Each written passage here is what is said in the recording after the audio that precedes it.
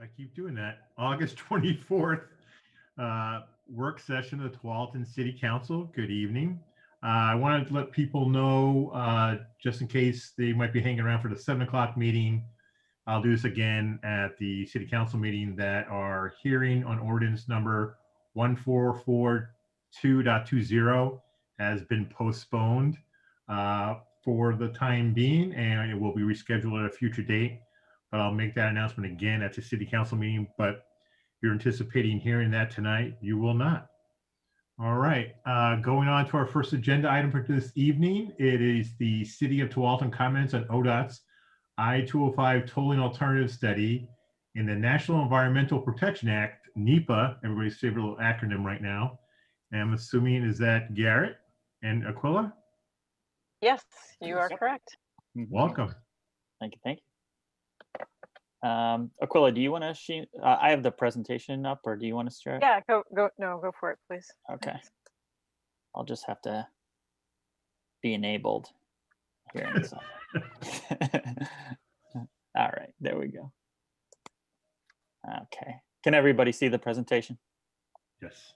Okay, excellent. Well, thanks everyone. My name is Garrett Pryor. I'm your policy analyst. I'm joined here by our wonderful community development director, Aquila Herdravich, as well. And we're here, our purpose tonight is to get direction from you all on any additions or changes on a list of I-205 tolling comments to submit to ODOT for their National Environmental Policy Act, or NEPA. We're going to use that acronym from now on, during their public comment phase, which started on August 3rd and goes to September 14th. So again, the framework in which, or the terminus in the study area for this project is what you see here on the screen. It begins east of the Stafford Road exit and goes just north to Oregon City, but not all the way to Happy Valley on I-205.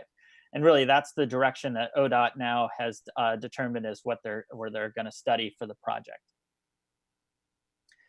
To remind ourselves, the major decision makers on this project are the Oregon Transportation Commission, and our voices most immediately in this region are represented by the Region 1 Area Commission on Transportation, or the R1 Act.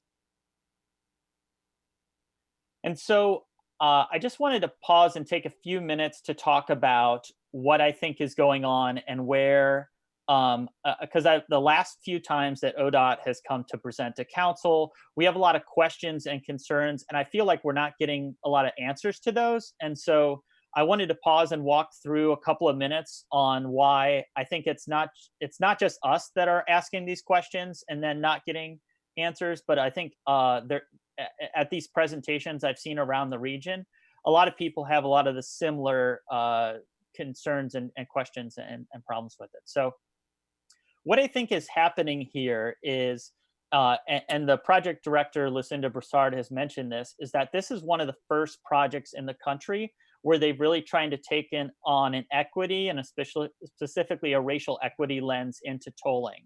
And so what that's done is that it's expanded the scope from really just being kind of a more technical or NEPA document, as you can see there on the screen, where NEPA is really the physical and nuts and bolts of it. And it's expanded it out to really include a lot of what I'll call non-NEPA items. And so a good parallel example of that is in the Southwest Corridor project that we've been working on. You have two main documents that guide that project: the Federal Environmental Impact Statement, or the FEIS, and then the Conceptual Design Report, the CDR. And so what the Metro and TriMet have been able to do is capture a lot of the questions, concerns, and comments and pour them into one of these two documents. And I think what's missing with our tolling project so far is that we've really been only told about the NEPA document, but we're unsure of what's going to happen with all these non-NEPA items. And so I just want to talk a few more minutes about those non-NEPA items, because I feel like a lot of our questions and concerns that were raised really fall into this non-NEPA category. And so because I am a transportation nerd, or just a nerd in general, and this is what I'm doing today. If somebody mentions like, well, we're basing our study off of these reports or these analysis, I'll go through and read those. And so that's the tolling project you're seeing here today from ODOT is really based off of this study done by Transform about equitable tolling. And so what they're saying from this report, the way you equitably toll is it's partly about process. And so that's why you've seen ODOT stand up this equity and mobility committee. And so that's what would be fulfilling the kind of light brown bar on the screen. But on the green bars on the screen about affordability, are lower income workers going to be able to get passes or not be overly burdened by this?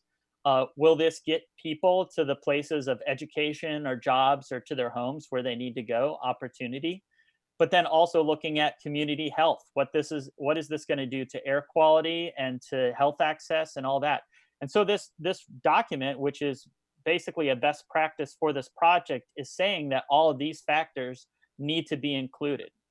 The difficulty is that all of these factors, many of them, are not traditionally included in the NEPA document.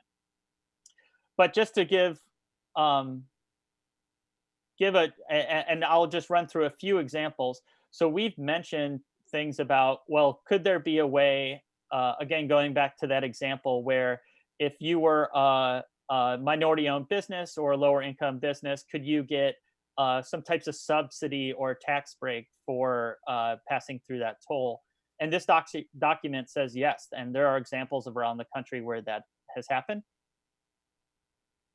Another big question or concern has been, there's limited other roads or transit service, if not all, in 205.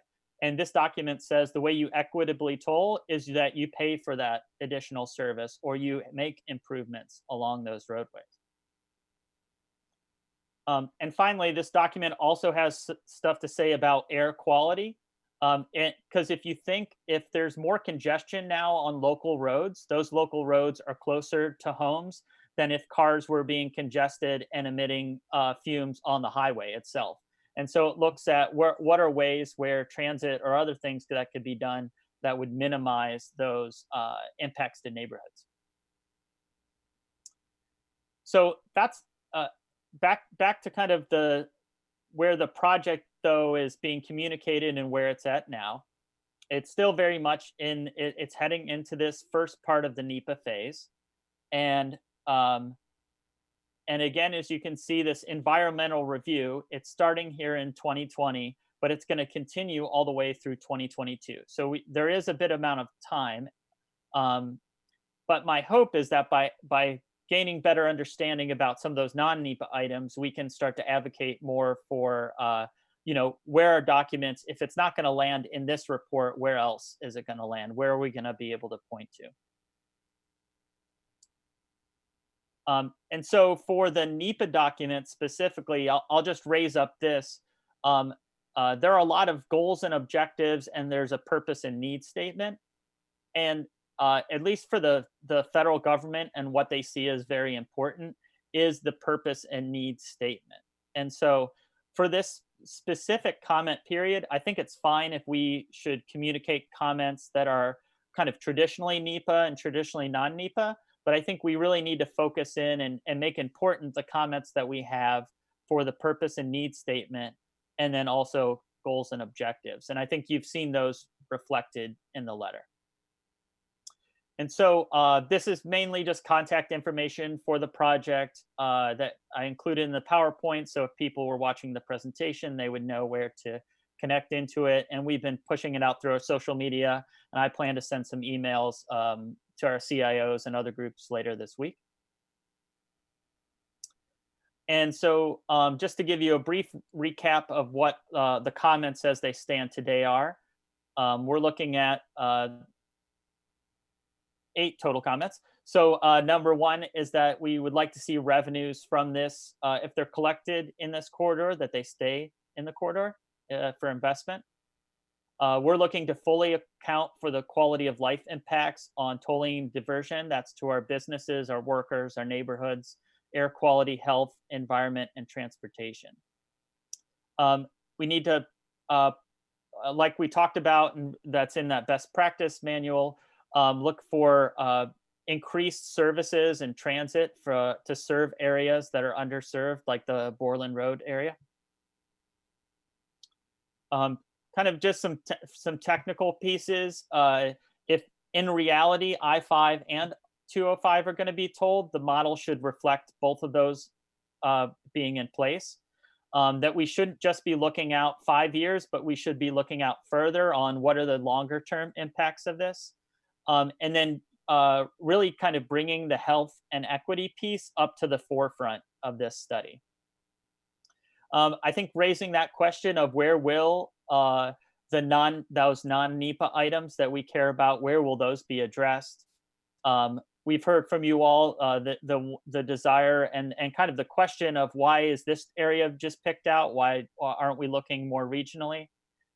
Again, I mentioned about the equity piece and the purpose and needs statement, and then the larger scale of the Boones Bridge and the Columbia River crossing, kind of looking at support, or if this area is going to be selected, why not look at those as well in that larger scape. So that was a lot of information, but I think we have a good comment letter where we've tried to capture a lot of the questions, thoughts, and concerns. And so I'll stop screen sharing and I'll take comments on that. So let me see if I can.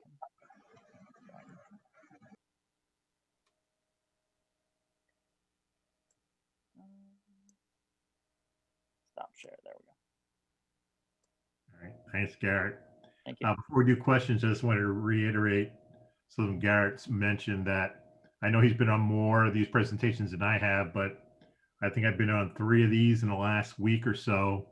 The same dog and pony show, the same PowerPoint deck, as Garrett mentions. In each audience, the same questions are being raised, and each time the project committee really doesn't answer them, just says they're noting the questions without giving any kind of commitment to when they will be answered, but they are at least noting the questions being taken. With that, questions? Bridget. Well, I appreciate it, Garrett. Thank you very much. And I think it's good that we're sending a letter, and it helps to see this clarified, and and it's validating that intuitively some of the questions that come to me are questions that other people are asking. I have a question just about the timeline and the cost of the study itself. How much is being spent on this? I just don't know how popular it is, and to be spending this kind of money and this kind of time on this kind of project is something that I'm also curious about, very curious about, and how much it's costing taxpayers. That's my question. Thanks. If I could jump in for a second. So Councilor Brooks, is that a question that you'd like us to research and answer, or put that into some comments that go into that letter? I'm open to what other members of the council think, but that's a question that comes up for me. Gotcha. And I'm putting into the conversation. I don't have direction around it. I'm one of 7, and I'm very aware of that. All right, thank you. Thank you. I'm going to assume that this is coming out of ODOT's budget, and maybe the legislature funded this in some way. Don't know. When they made this directive in the last legislative session to have this study get done, I'm assuming they put some budget dollars behind it, but I can't guarantee that. Maria. Yeah, Councilor Brooks, I think that question was asked probably about 3 weeks ago in one of those meetings with the same similar presentation, and they really didn't have an answer about the cost. They just said someone, so it really didn't answer a lot. That question has been asked before directly to ODOT. It's just they don't really have an answer. They just said that it's part of their budget, part of that budget. So I'm assuming it is their own thing trying to figure this out. But you're not the only one who's asking that question. It's been asked, and there's really not an actual answer that I remember. Well, then maybe I'm interested in a formal answer and what the budget actually is and where it's coming from. So maybe that would be in addition to the letter if people would like that. That's something that I think might be good.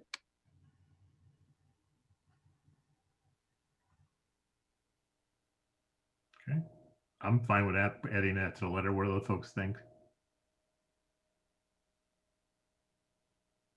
I see some head shaking. Paul? Yeah, I believe the funding, this came up at a Clackamas County Coordinating Committee meeting last year. And if memory serves me correct, it's partially funded from the increase in the gasoline tax that the state approved when they approved the plan. It's been going back about 2 years. I believe it was 2017 when they originally approved toll roading for this area. There is a lot of confusion on it, and part of the reason the confusion is there's a lot of people who are instrumental in moving that forward back in 2017 aren't representing us anymore. One of the big drivers, I've already forgot his name, but he's moved on and it was replaced by Senator Wagner. And there's others that have left. And so I think that's why there's confusion. The funding was approved with the original measure. It's also part of the 205 is now officially shovel ready, and those funds were paid for out of the 2017 funds. So you certainly can include it in the question. It's a good reminder to everybody about where and how we're spending this money. A better reminder is why we're spending money that it appears based on the May 2020 primary, not a single Democrat in the metro area who voted for tolling on the 205 can remember voting for it. So maybe we need to jog their memory a little bit, including Mark Meek, who I really love and respect. I've had great conversations with. He's been a great friend for this area out of Milwaukee. He was on the transportation committee that approved it and couldn't answer some of the basic questions about why we're tolling. So it's the great mystery of how we got involved in tolling. I think Councilor Kellogg's brought it up a couple of times about what's actually in the law versus what ODOT is doing, and the confusion from that. So we'll see how it goes. But the only comment I want to make is, Garrett, again, outstanding job for a nerd.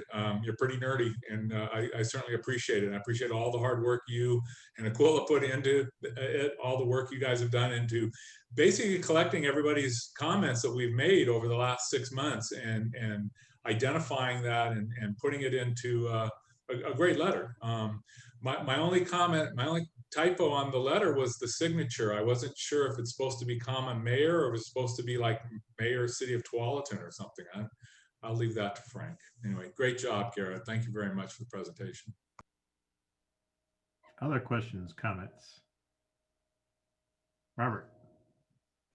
Thanks. So Garrett, as you know, I've been beating the drum on getting the group to study moving the tolling infrastructure west of Stafford Road, and I see that in point number 6.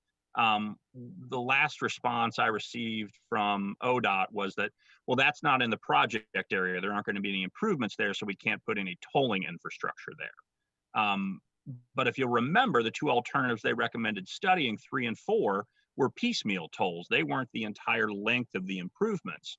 So if that's the comment that we get back, I think it would be preferential to get ahead of that and say, look, we understand that it's not in the area to be improved, but there are areas that are going to be improved that aren't going to be tolled. So how does that work in terms of an effective rebuttal from ODOT? I don't think that it does. We're talking about mitigating the impacts of diversion, and the best way to mitigate them is to put the tolling infrastructure west of Stafford Road. My other question, you mentioned in here, and I saw it in the Clackamas County policy letter, that they wanted to do modeling with I-5 also having tolling.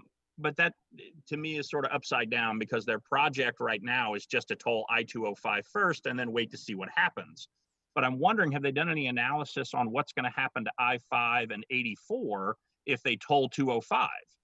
Because it's not just people are going to divert off on Stafford Road. They're just going to avoid 205 altogether and try to take I-5 up to 84, creating more congestion and problems, which ironically is what they're trying to resolve. So has there been any modeling on the effect on I-5 and 84 if the tolling is implemented piecemeal, just first on I-205 and then say it's, a couple of years until it gets on I-5? What's going to be the impact? So I know they have, so when they run the model, it's a regional model. So there are output, that information is available today to see what would be the impact on kind of further areas of the region away. Right, but has anybody ever seen that, to your knowledge? I know I haven't. They Yeah, presented it. They presented it at the. Remember, there's a blend of these. I think at the Washington County Coordinating Committee, they presented the impacts on I-5 because they must have been asking about it a lot. More interested to know if Multnomah County knows about it in the city of Portland, because they're the ones that are going to suffer. I think what they've been doing is they'll give they highlight different pieces of the data per the audience type thing. And I think at Washington County Coordinating, you got more of the regional impact information, and we got more of the localized presentation impact. But what I definitely could reach out to their engineers and search up that data to get back just what this 205 would do at the regional scale. Yeah. Okay. And then my last, it's not even a question, it's just a point. Can we also send a copy of the letter to the Region 1 Act so that they're aware? Oh, yeah, definitely. Per your direction. Yeah. Great. That's all I have. Thank you. Other questions or comments?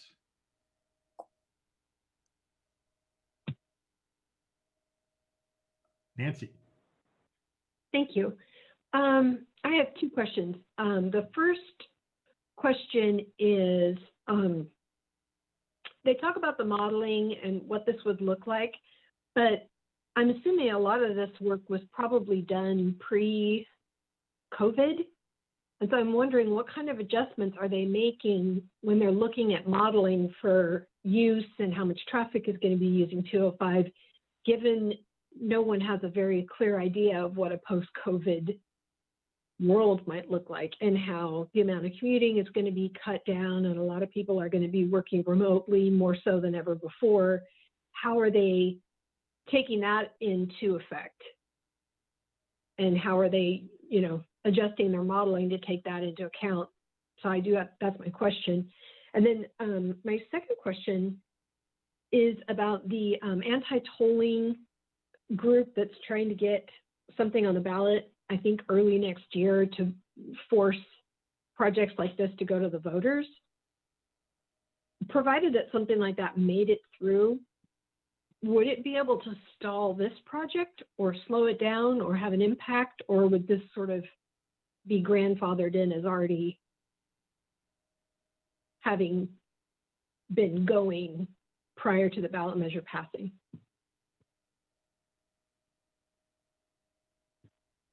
So I'll attempt to answer those.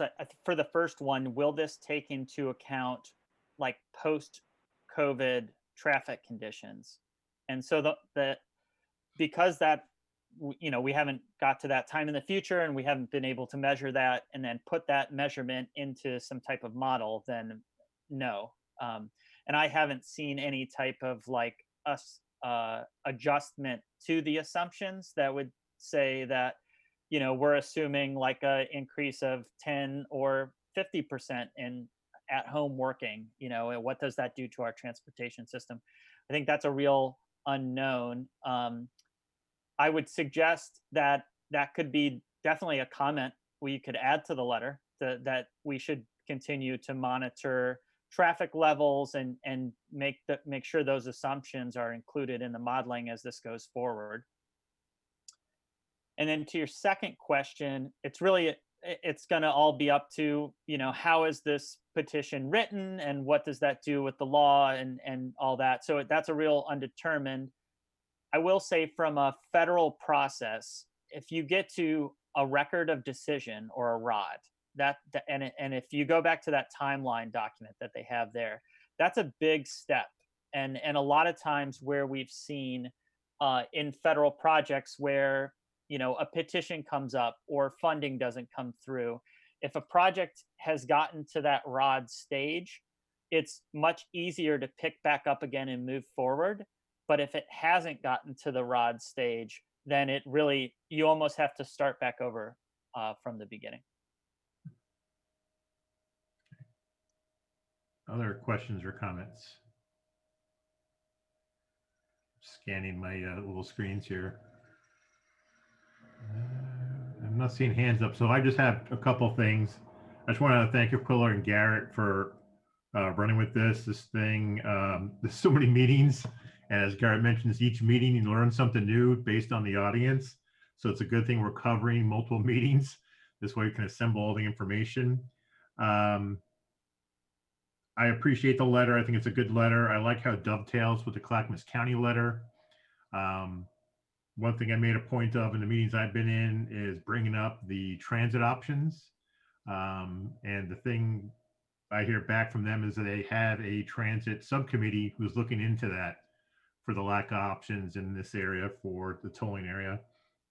And that the other Washington County mayors that at Washington County coordinating meeting were given the letter from Clackamas County and are aware of Clackamas County's issues with the program. And Commissioner Rogers asked myself and Mayor Knapp for our input on what we thought about it. And we gave the unvarnished truth according to how we see it. And I just give credit to Lucinda because I think in every meeting she's getting beat up, her and her team. But they're trying to get the message out and trying to drive people to submit their comments. Right, remember, right now is the public comment period for ODOT on tolling. I'm going to have it in my mayor's piece in the Tualatin Life magazine, but submit your comments on what you think about this tolling program. Other than that, any other last minute questions? So yeah, go ahead and make those couple adjustments to the letter and we'll send it off and see what we hear back. Will do. All right. Thank you. Thanks all. Thank you. All right. Next up, I believe we have Jerry Ann with the Washington County Cooperative Library Services fine fee proposal. Good evening, Mayor and councilors. I'm going to share my screen. Give me just a second.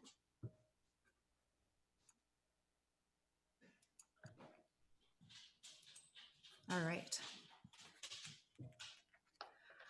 As the mayor said, my name is Jerry Ann Thompson. I'm the library director, and I am here to talk about WCCLS's proposal to go overdue fine-free.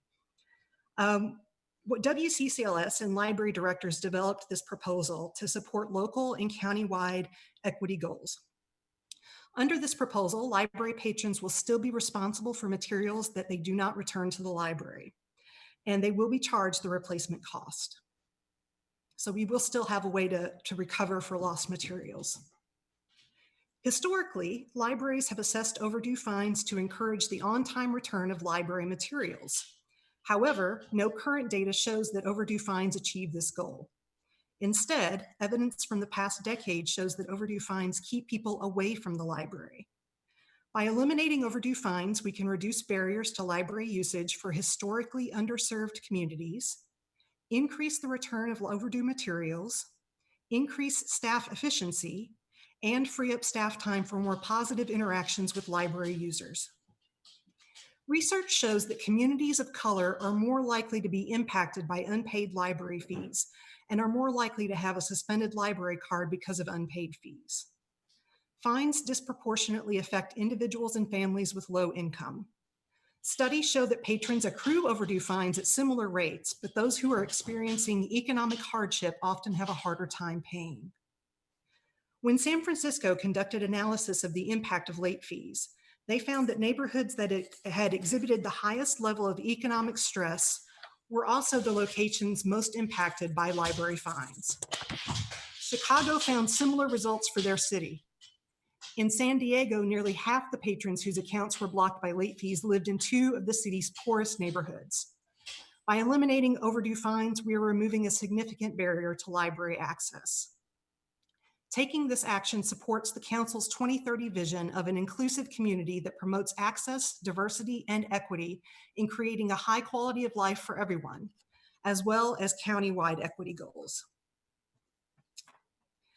In 2019, the American Library Association passed a resolution that urges libraries to scrutinize their practices of imposing fines on library patrons and actively move towards eliminating them. Many library systems throughout the country have taken the move to eliminate overdue fines in recent years. As you can see, as shown on this map, all of those green circles represent libraries that have gone overdue fine-free. Multnomah County is one of the most recent to go overdue fine-free. They eliminated their fines in July of 2020. Other cities include San Francisco, Chicago, Salt Lake City, Baltimore, Philadelphia, San Diego, Denver, and Nashville. From their experiences, we can learn the following. Patrons will still return their library materials on time. Some systems saw late returns decrease after fines were eliminated.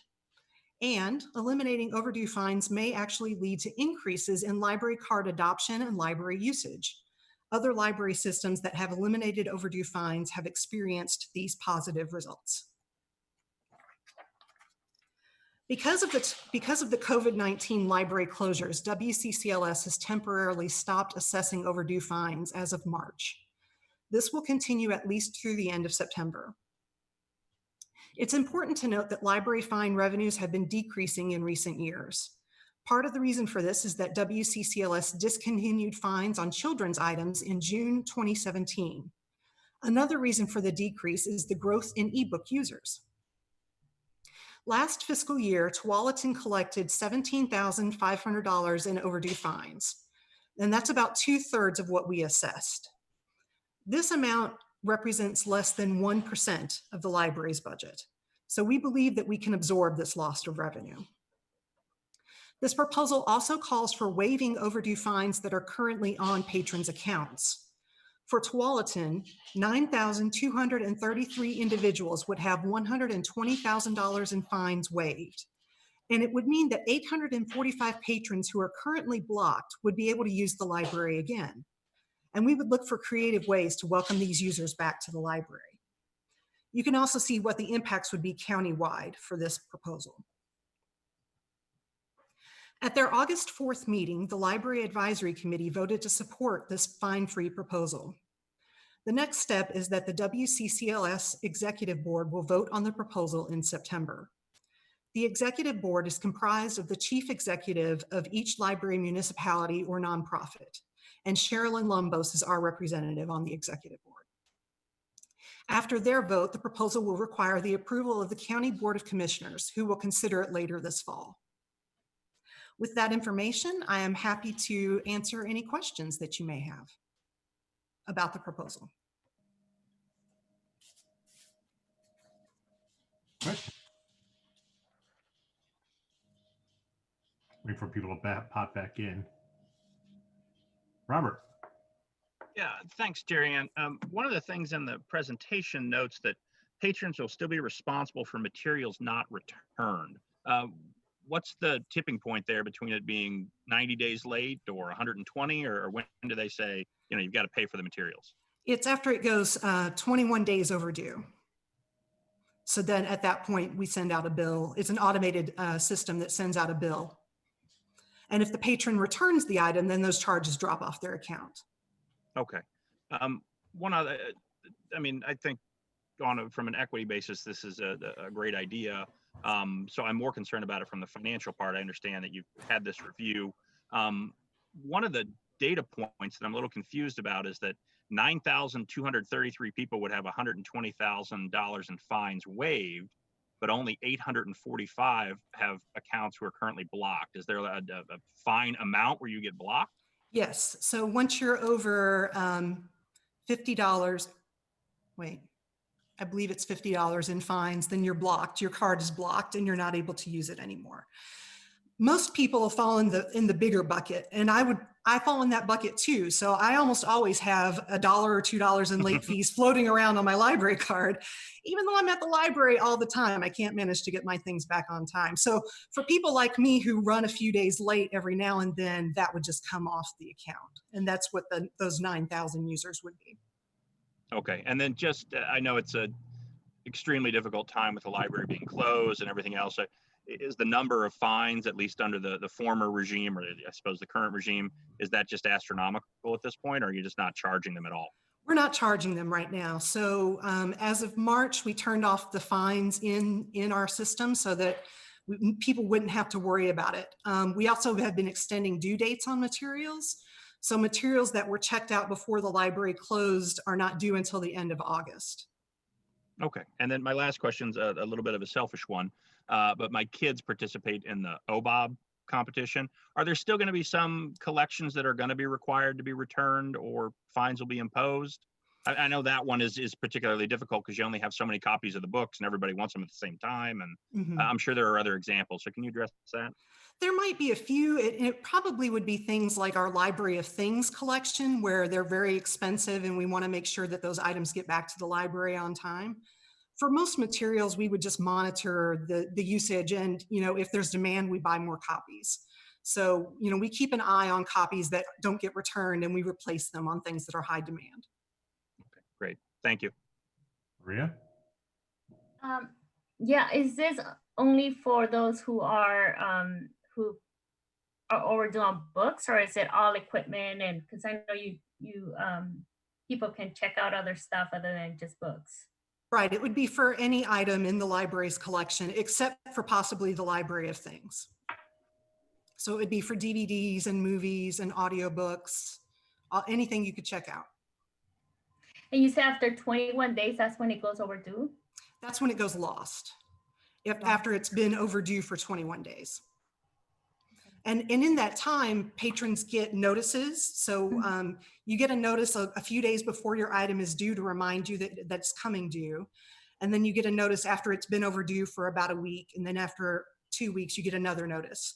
So there's reminders that happen before you get the bill. Out of curiosity, do they tell you, or are there, like, when they return, say something, they were overdue 20 plus 30 days, and then they come back, they're like, oh, I'm so sorry, I was just, do they tell you reasons why they forget, or time, or yeah, sometimes money? Sometimes it's just people are busy and it's hard to get things together and get back up to the library. Sometimes it is a monetary thing. Some people, there's definitely a fear about earning overdue fines.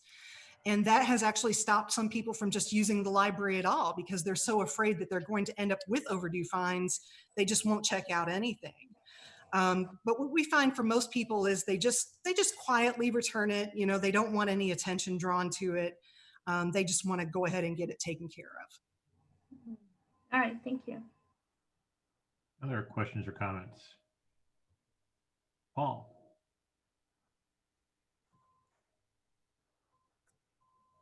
Sorry, I'm having trouble with my tabs. First off, Jerianne, I want to say that thank you. It's about time. And I'm sorry that it took something like COVID to drive this point home to this library group. Just a point of clarification, though, does each city have to approve it? Or if some cities reject the notion because there's too much money at stake, or for whatever reason, whatever their excuse is, they're going to, because we're all in this together, correct? Each library is a part of this system, and the system is the system. So what's that process? I know you said that the directors will vote on it, and our city manager is one of the directors, but how does that work to bring everybody on board, and what if someone's not on board? So most cities are having presentations to their council, just like we are tonight. It is a decision that the County Board of Commissioners makes the decision. So ultimately it will be their vote. And I would assume that they would take into consideration what different city municipalities and nonprofits have to say if somebody had strong objections, but it's up to the county to decide. And then do you know, I know, I've heard the counselor from Beaverton has talked about this, and that apparently they are strong. I don't know what their final resolution was. They were strongly in favor of this effort. Are you aware of what other cities have done, or are we the first, or is it just getting started? Most of us are most of us are attending our council meetings during this month or during the first part of September. So I haven't heard from other cities so far. Yeah, I just would be interested if there's a city that's against this. And then to your point on you accumulating fines, my kids were younger, we accumulated fines. And then again, speaking to those families that are really struggling and, both parents are working, 2 different jobs times 2. And so, yeah, it happens. And then you do get that feeling that you just, you don't belong anymore because you don't have the $3 or whatever it is, which is really sad. And it's sad that we've placed this burden on our library users. And I'm really happy to see us move forward with this. And I hope that the rest of the council feels the same way. Thank you. Other comments? All right. Well, Bridget. I'll just say thank you for bringing the information. I had never really thought about this before. Not that I've never thought about a library fine before. I've definitely been in that situation. And so, yeah, for busy people that have trouble with transportation, all kinds of things, I can just see what the benefit is. And I appreciate all the information and the clarity around it. Thank you. All right. Anything else? Again, thanks, Jerry Ann.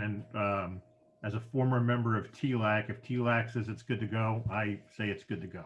I mean, their input is terrific, and they're down there in the ditches in there with you, and they feel things like this all the time.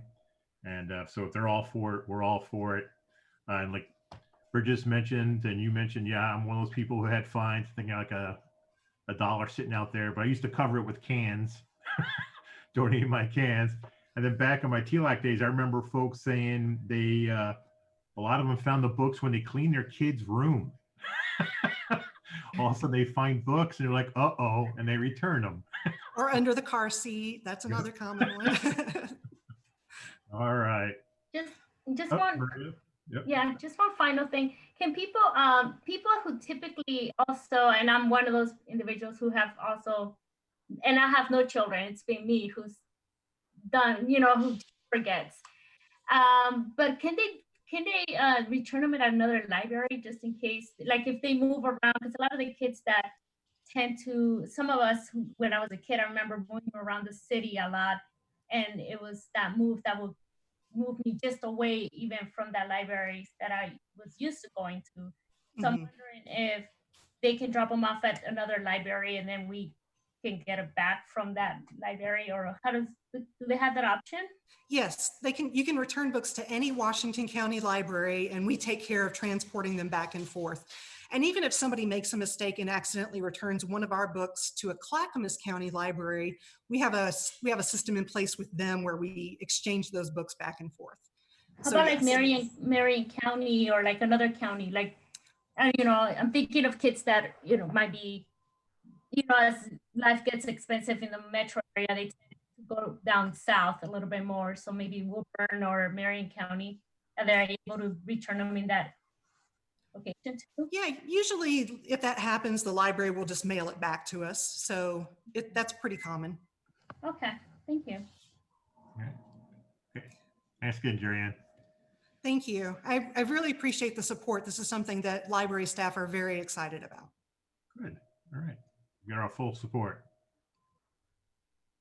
All right. Next up is the 2020 Tualatin Community Survey, and I assume this is Megan. That's me. Megan or Sherilyn or whichever she's playing tonight. Yeah, exactly. Sherilyn's son's graduation picture. Well, we're all part of the Tualatin family. All right, I'm going to go ahead and start my presentation. Okay, so Megan George, assistant to the city manager, and I'm here to talk about the 2020 Tualatin Community Survey.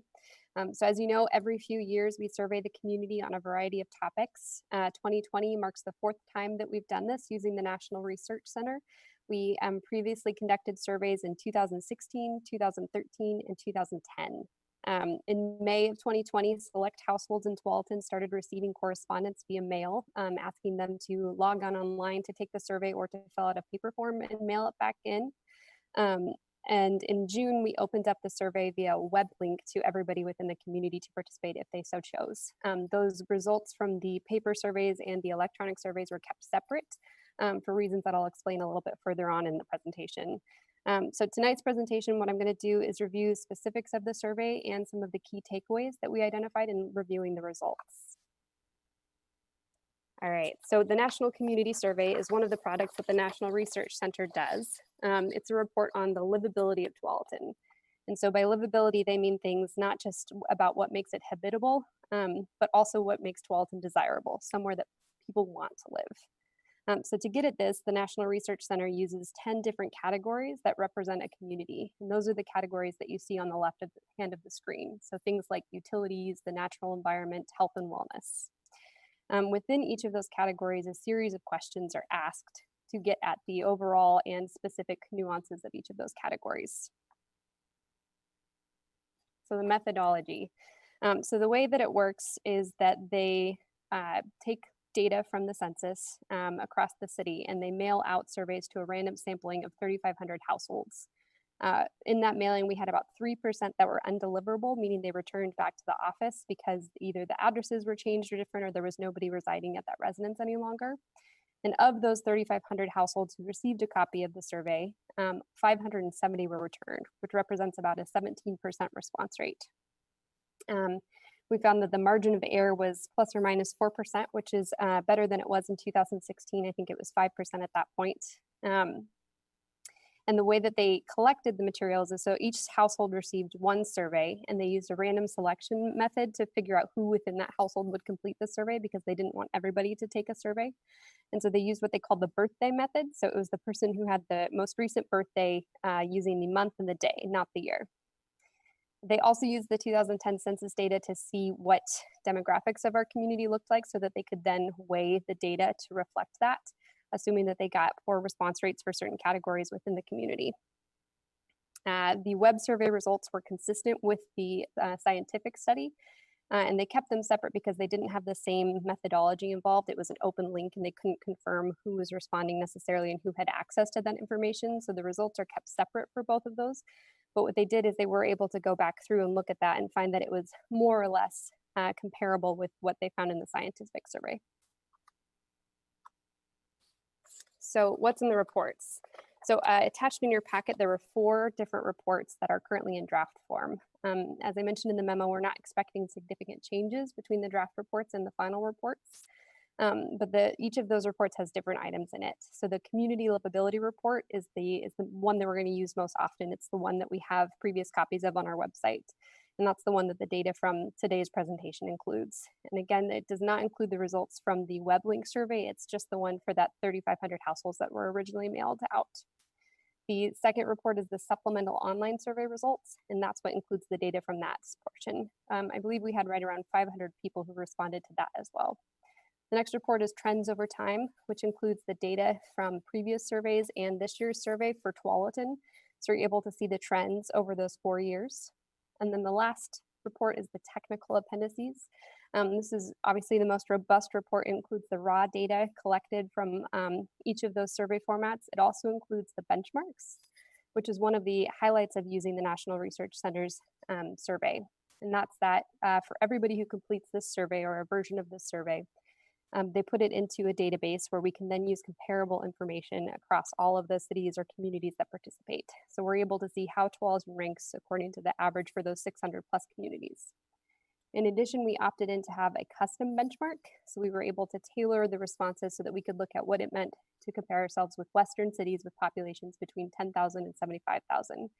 The thinking behind this was that it would provide a little bit closer representation of what is a true comparator for Tualatin. And then lastly, using the National Community Survey, we're also able to see local trends from previous surveys that we had conducted. And so typically you're looking for 3 years worth of data to be able to start identifying trends. And so this year we have 4 years of data, which means that there's quite a few interesting insights.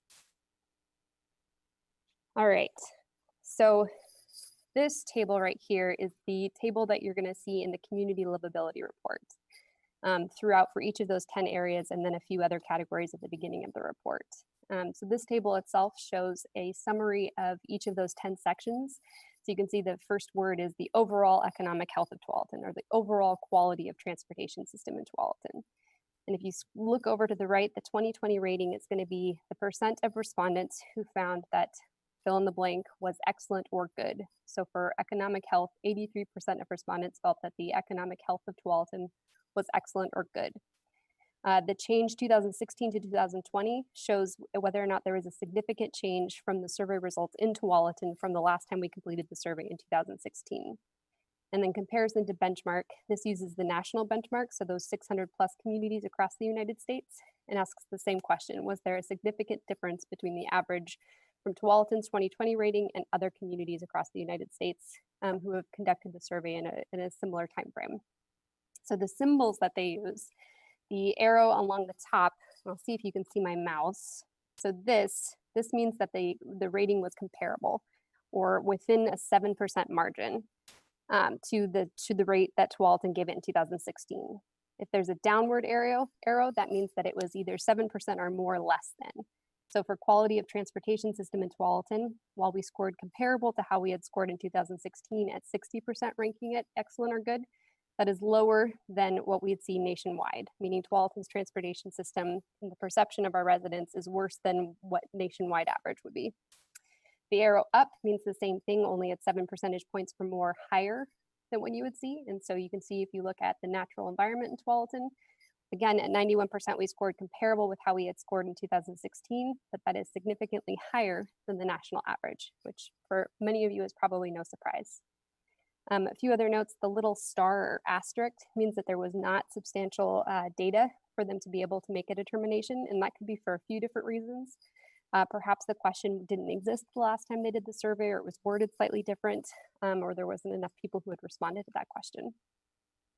So again, this table shows the quality of those facets of livability in those 10 category areas. And this next slide has the same 10 category areas and the same questions, but instead of asking about the quality, it asks about the importance of those facets of livability. So you can see if you look at the quality of the transportation system, 85% said that it was essential or very important. Flipping back to the previous slide, the overall quality of the transportation system in Tualatin scored 60%, meaning the quality was 60%, but Tualatin residents said 85% of them said it was essential or very important. So you can start to see both how people feel like the quality is, but also where they think things are really important. So on the very last line of this slide, the residents' connection and engagement with their community, you can see 2 downward arrows. And this is the only time we saw this appear in our results, but that means that it was more than 7%. It was way more than 7%. So it was a significant difference.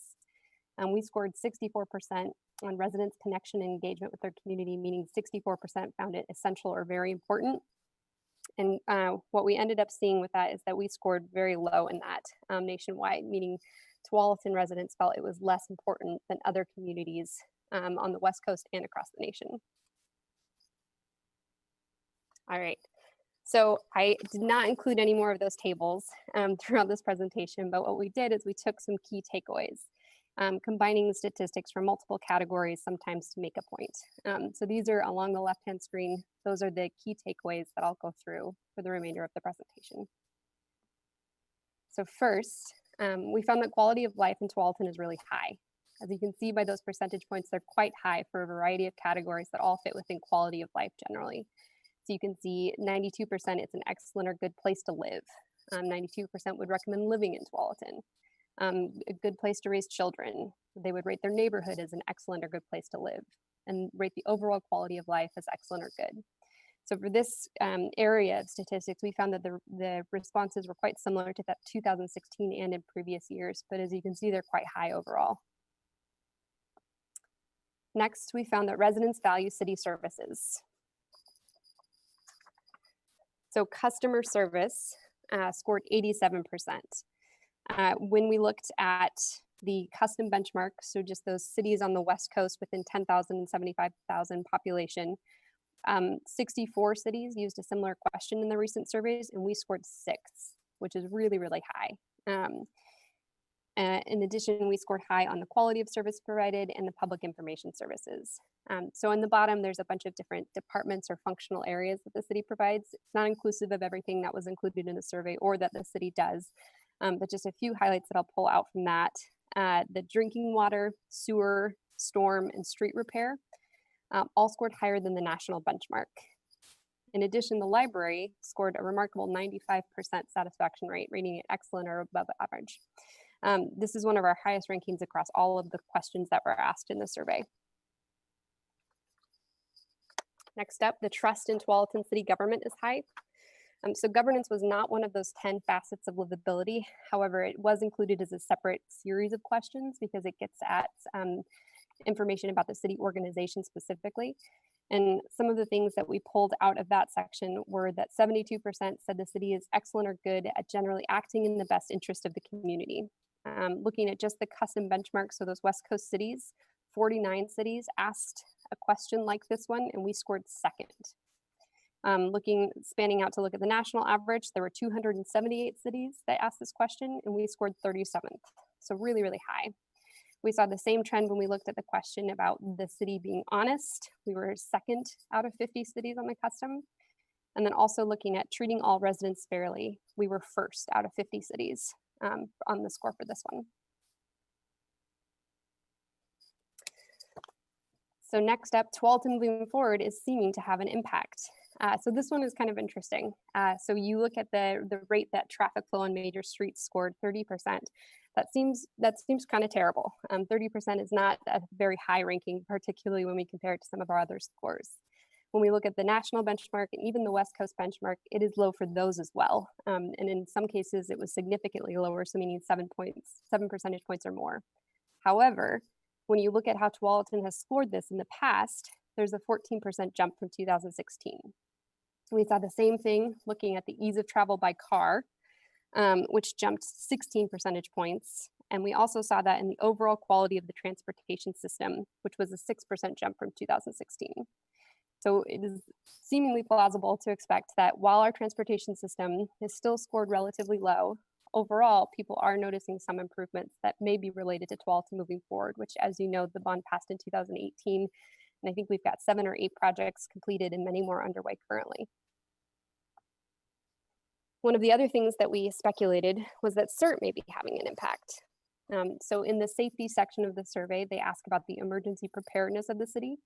And this year we had 71% rate that is excellent or good, which is a 15% jump from 2016. Given the community's mobilization around this topic in recent years, it's plausible to accept that that was related. In addition, 84% felt safe or somewhat safe from other natural disasters. Tualatin is a safe and welcoming community. The statistics on the left speak for themselves. They're quite high, 97% and 95% for safe in their neighborhood and safe in downtown. Those are some of our highest ratings across the entire survey. Of course, police services rate really high at 87%. We also saw high statistics for questions that asked about making residents feel welcome or valuing and respecting residents from diverse backgrounds. And this one may not come as a shock to many of you, but Tualatin is a clean and attractive place that values the environment. We saw a slight increase over time, and this year a high of 91% for the overall quality of the natural environment. This did not flag on the survey as having a significant jump in this last year, but we did see beginning in 2010 a slight increase over time, which indicates growth or progress. We also scored higher than the benchmark for preservation of natural areas and open space.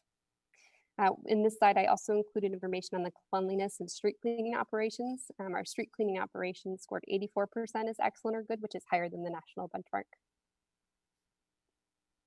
And this is the last key takeaway.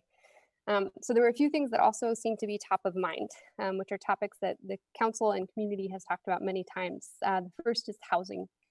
So 58% of respondents say that they are not experiencing housing cost stress, which means that 42% of people said that they were.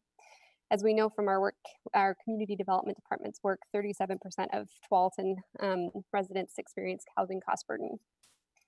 53% say the variety of housing in Tualatin is excellent or good, and 31% say that the availability of affordable quality housing in Tualatin is excellent or good. The other thing that came up was the economy. So 18% think the economy will have a positive impact on their income, which is fairly low. Looking back at our ranking for the previous years, in 2010, 16% said they thought it would have a positive impact. In 2013, 21% said. In 2016, 32% said for our high. And then of course this year, 18%, which pretty closely mirrors some of the economic conditions happening in those times. Cost of living, 40% said was excellent or good. And then interestingly enough, our overall economic health rating was 83%, which was fairly good for Tualatin over time, but also compared to other communities. So while we are experiencing some stress related to the economy, people also value it and think that it is relatively healthy. So those were the standard questions that the survey asked. As part of the survey, we also had the opportunity to include what we call custom questions. And this year we included 2 of those questions. So these are things that are not necessarily used year over year to track trend information, but can be used for topical issues. So the first question was about parks funding, which I know that council has discussed on numerous occasions. And so this question asked for support or opposition for a level of parks amenities. So there were 3 sub-questions as part of this. The first one, which you see on the screen, asked about a proposal for a property tax levy or bond. The second asked about a fee to each utility bill. And then the third one asked for do not ask property owners or utility ratepayers to pay more, meaning support for not doing anything at all. So you can see the most popular was the top, the property tax levy or bond, followed by the utility bill, but there was also not a ton of support for not doing anything at 15 and 21% respectively. As you know, the Parks Department will be back in subsequent city council meetings to further this conversation. So the last question we asked was about sources of information. We did ask this question in 2016 as well. So the statistics you see on the left-hand side of the screen, or those percentage points, are a comparison for what a change from major source of information. So there was a slight change in all of the questions, but a few that I wanted to pull out. The first would be the city website. So 15% more than in 2016 said that they found it as a major source of information. The city e-newsletter, Tualatin Today, we had 10% less say it was a major source of information, which, as you may recall, we transitioned from a paper e-newsletter or paper newsletter to an e-newsletter in the last few years, and so that may be correlated. And then lastly, we had a 10 percentage point bump in our city communications via social media. So I'll go ahead and pull this slide down, but I wanted to provide an opportunity for the council to provide comments on things like the survey methodology and the key findings that I listed in the presentation, and then any other takeaways that you found as you were reading through the reports or reviewing this information. Following this meeting, we will put together materials to inform the community of the results of the survey. Last time that we did this, and what we plan to do this time, at least in part, is to include information in our upcoming newsletter, on our website, prepare briefs and other information for groups like the CIOs or Diversity Task Force that may have interest in this information, social media posts, and then any other suggestions that you all feel would be helpful. So I'll pull that down.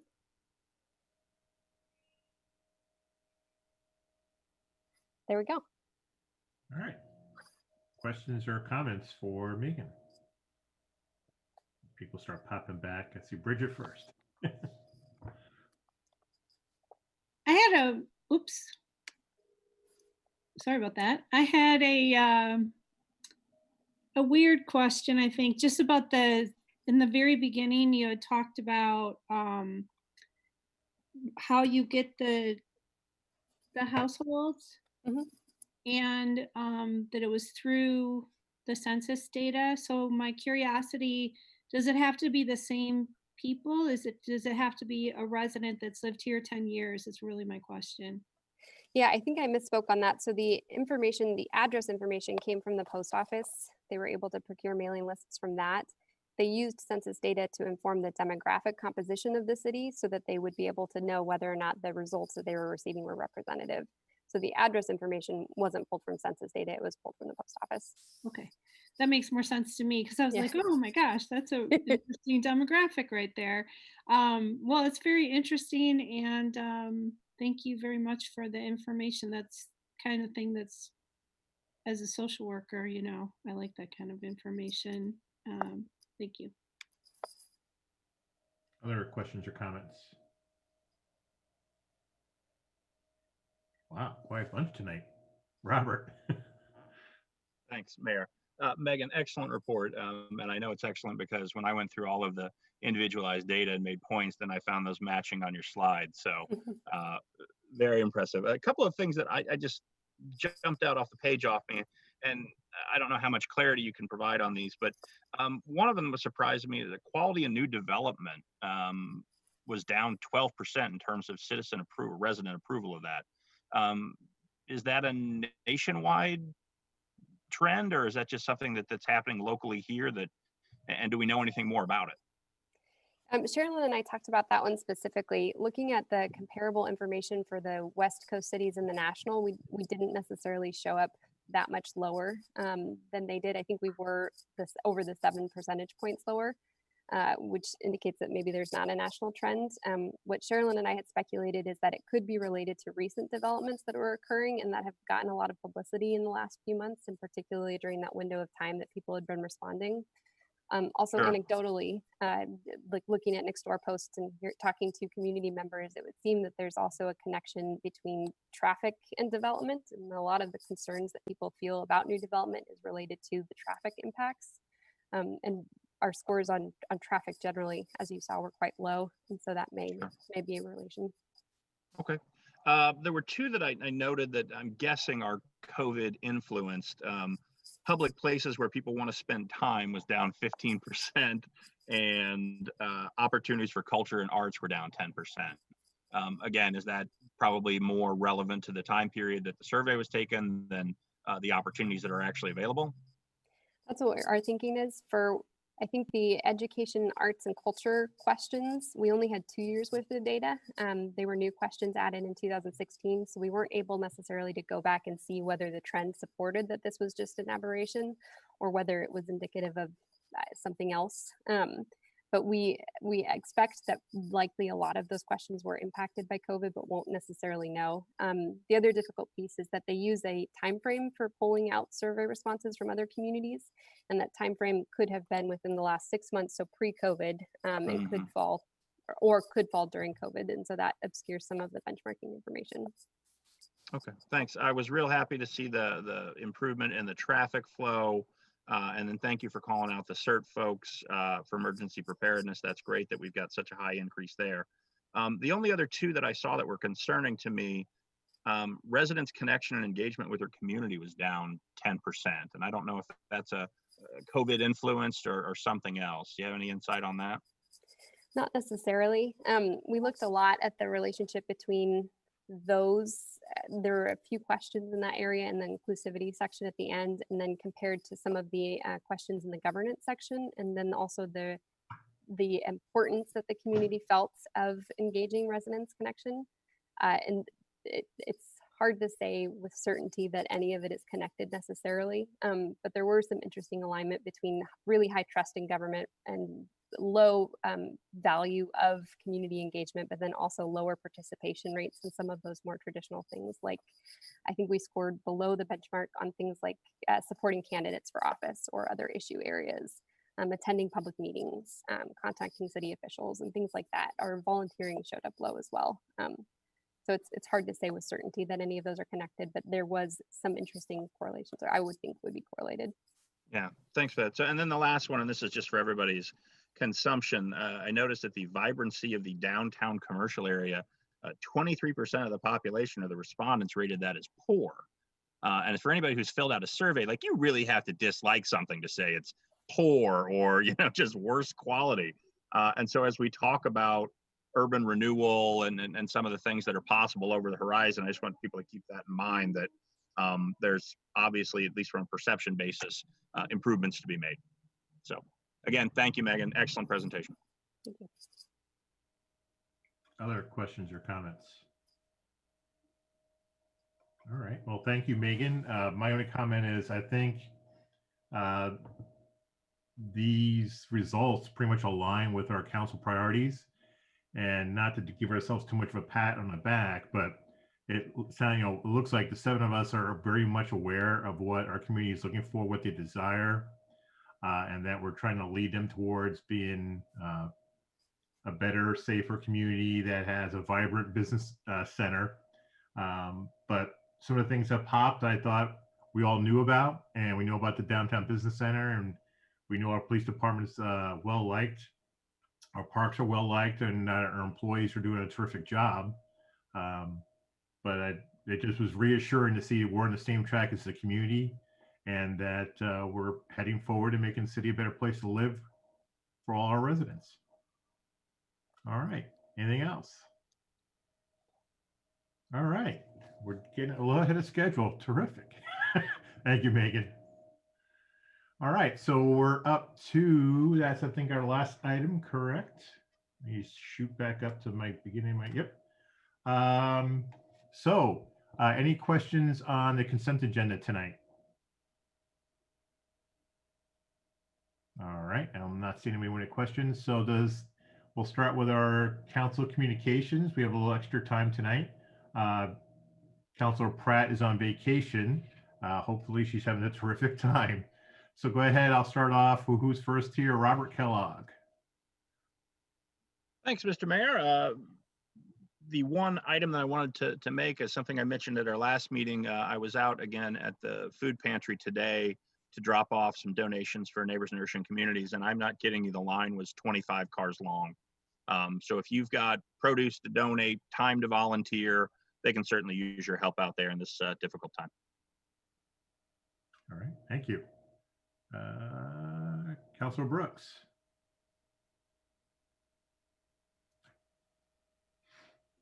Thank you. I've had a busy couple of weeks since I've seen you guys last. Nice to see everybody.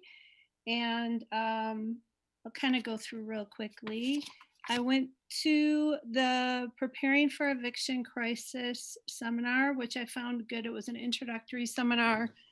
And I discussed it at the PAB board meeting as well. And there are some people there that I respect, and also workers in the field that had also attended, that found the organization good and the information good. There's some,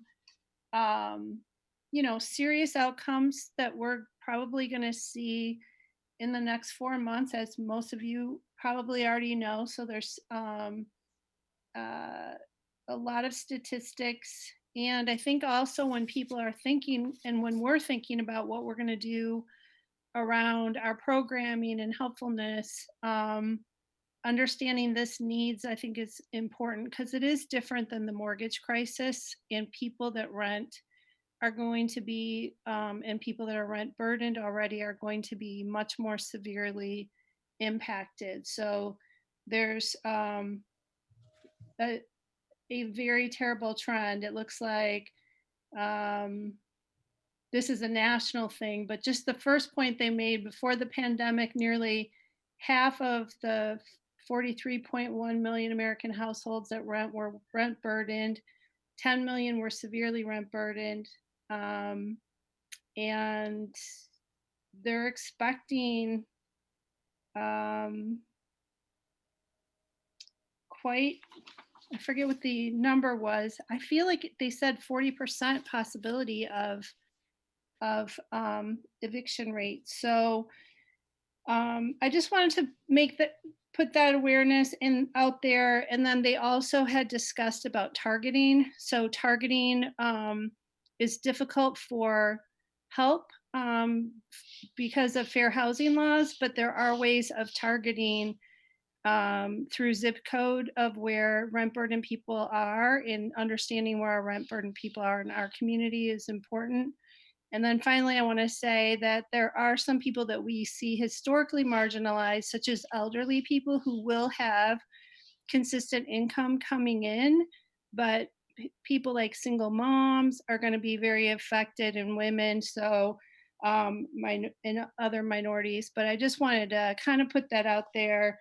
And I found it really good. There's another full session thing coming up, which I might take. I have to still look at my schedule.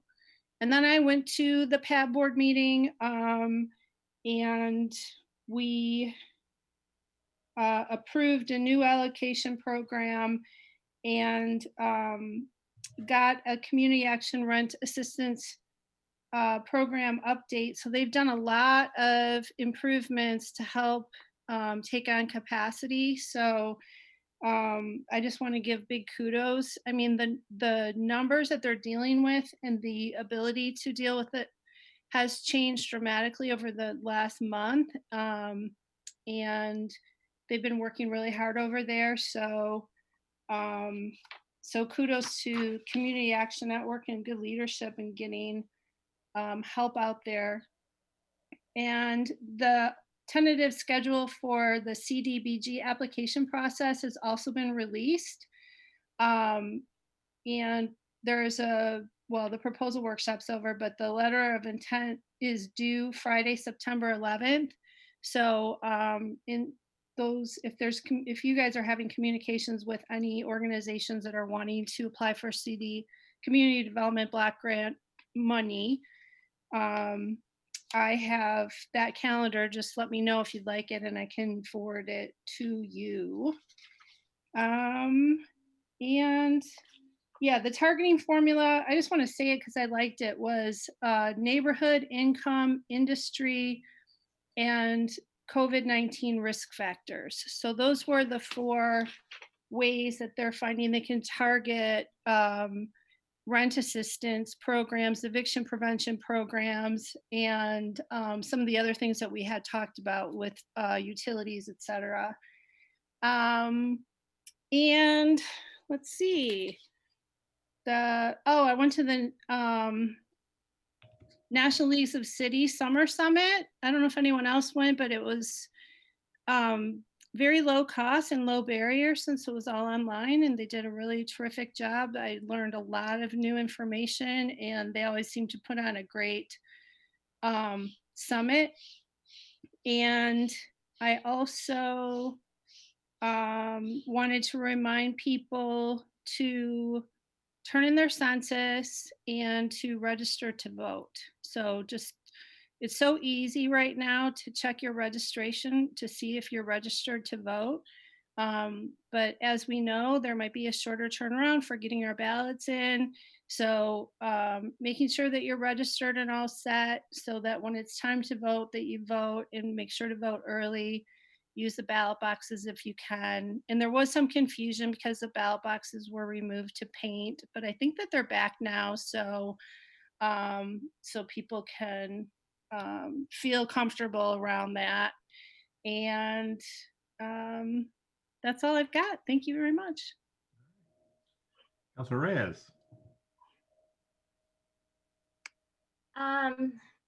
Thank you. No, not much this last couple of weeks. I was supposed to go to another C4 meeting, but then it was canceled. So that was the big one that I was gonna go to. But other than that, just hanging in here and just waiting for things to move forward as far as our city, with hoping that the census would count, that we all fill out our census and that we get counted. And so I remind people of that just casually when I talk to them and I meet them out in the streets and stuff like that. So nothing with meetings. All of my meetings have been canceled until whenever. So I have not have nothing to report when it comes to all my meetings as far as committees and with the commission, but just here, and I'm just hoping that people make sure they submit their census, because that's really important, and vote and register to vote. All right. Thanks, Maria. Councilor Morrison. Yeah, just 2 things right now. Actually, 3 things, sorry. On the consent agenda, since it's on the consent agenda, we're not going to talk about it. I just want to give a shout out to Stacy, and also I believe her partner in crime, from what I understand, Dawn, in an amazing job in negotiating a contract, keeping our city employees happy. And as we can see from the survey, the numbers are great. Our community loves our staff. And I think, Stacy, thank you very much for the great job you did in getting that done in a timely manner. And then also a shout out, I just forgot to make it during comments, Mayor. Megan, a great presentation on the survey. I really, really enjoyed it. I enjoyed reading through all the little minutia and all the little things. And it's great. We can have a great debate sometime. I know Councillor Kellogg made a comment about what stuff means. I'm not sure we'll ever really know, but it is fascinating to see the response. And I do agree with Kellogg. I hadn't really thought about that 23%. That was an interesting comment, Councillor Kellogg. And then finally, for those of you who are interested and want to know more about Get Moving 2020, the Clackamas Business Alliance, and I'm going to throw a question out to you, Mayor, right after this. The Clackamas Business Alliance is hosting a debate on September 3rd at 12 o'clock. It's a Zoom meeting. You need an invite. If you need it, shoot me, give me a shout out, or just Google Clackamas County Business Alliance and click on the link and just say you want to go to. You may have already been on the distribution list anyway. I can't tell from the invite list if it goes out to council or if it's just going out to those of us who are serving on various different committees. But it should be fascinating. And I tried to find my notes and I cannot. The two people speaking in favor are both elected officials. I want to say Lynn Peterson is one, I'm not positive. And then there are two who are speaking against it, who are extremely knowledgeable about the subject. So it should be a fascinating debate. And then Mayor, my question to you is, I haven't heard anything that Washington County is doing. And so if you know of anything, any type of hosting of a debate of any West Economic Alliance, for example, or somebody, I would really be interested in following that. And that's all I've got right now. Sure. The West Side Economic Alliance, the two sides had a debate with the Transportation Subcommittee. Lynn Peterson and Juan Carlos Gonzalez represented Metro. And I'm forgetting the two folks who represented the business community or the people against it. It's probably the same folks at the Clackamas County. They gave their presentations. The subcommittee is going to present their findings or their recommendations to the WEA board meeting, which I think is next week, for the board to either, one of three things the board will do. They'll either support the measure, they'll be against it, or they'll just stay neutral.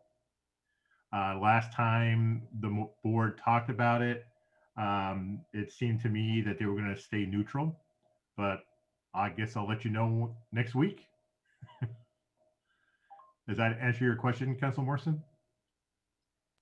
Yeah, thank you. And if you know of anything else that comes up, I think it's going to be very close. There are some issues with it. I agree with those people who are against it, but I love trains, and I got to go where my heart is. All right. Who have I missed? Councilor President Grimes.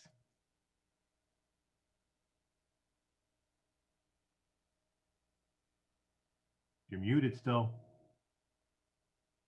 You're muted, Nancy.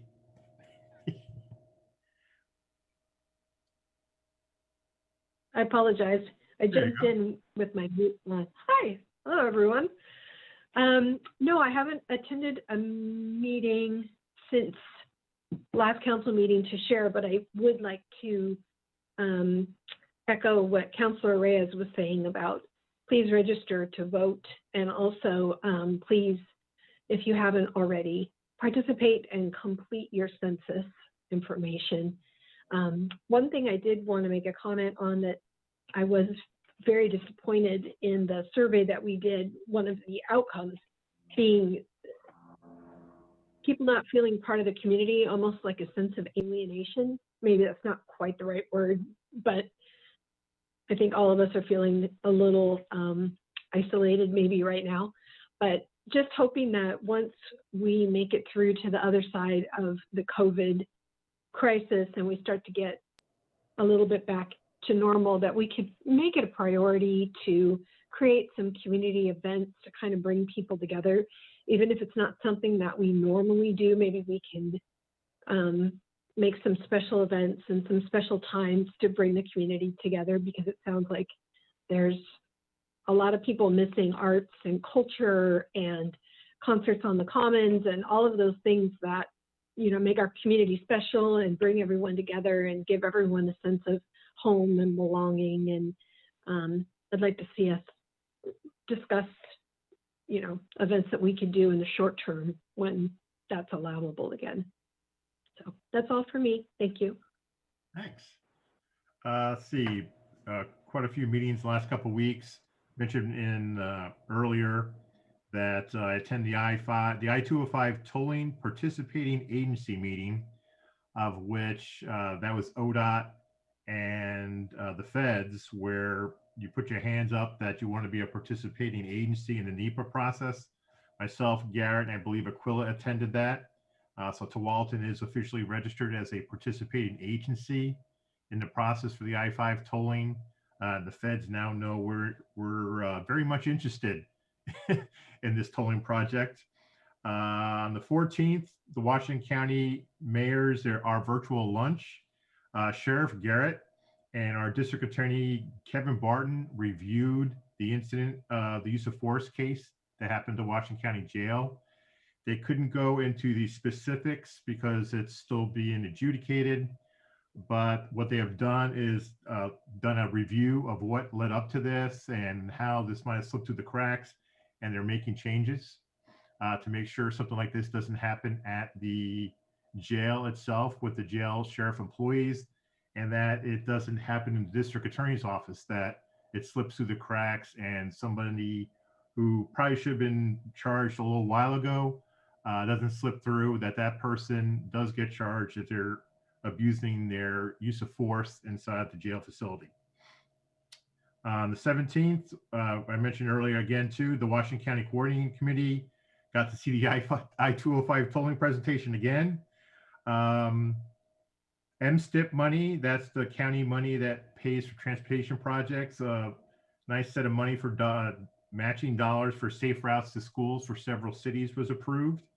And the interesting item on that night that Gary and I emailed about was what's being called the Regional Jurisdiction Transfer Assessment Process. It's from Metro. Long story short, ODOT is looking to hand over control of certain state routes to the cities that have joined them, and one of those is 99W. That they'd like the what we call the 5 families, the 5 cities that join in our area on 99W within Washington County to take control of that highway. Staff has done a terrific job vetting this, and we're like, no, not interested. This is an ODOT facility. You guys need to fix it. You need to bring it up to date. We're not interested in taking control as a city street. But this process is just beginning, and we've made it loud and clear we're not interested, as has the other cities in our area saying they're not interested in taking over 99W. On the 18th, I attended a shift change at the Tualatin Police Department, the 8 o'clock shift change. Police Chief Steele asked me to attend so I could discuss how the community feels about the police department, how we feel about the police department, our support for the police department, but letting them know what we're looking at as far as our review of police use of force policies that we took the pledge for the mayor pledge for President Obama Foundation. As the chief says, they have nothing to hide, they told us. They're looking forward to it, and they're fully supportive of being wide open to the community and have a great communication back and forth between our police officers, our police union, our residents, and city council. So it was a nice thing to attend to see these officers. On the 19th, I attended the League of Oregon Cities board meeting. I'm not a board member, but I represented Tualatin. And that's where they approved the legislative priorities. Remember, we submitted what we thought a priority should be. And I sent you the results of what they said the top 6 were across the state. Real quick, it's going to be mental health service delivery, COVID-19 economic recovery investments, comprehensive infrastructure package, property tax reform, housing and services investment, and finally, water, utility, and rate assistance. So those things the LOC will be lobbying the state legislature on in the upcoming sessions based on our feedback.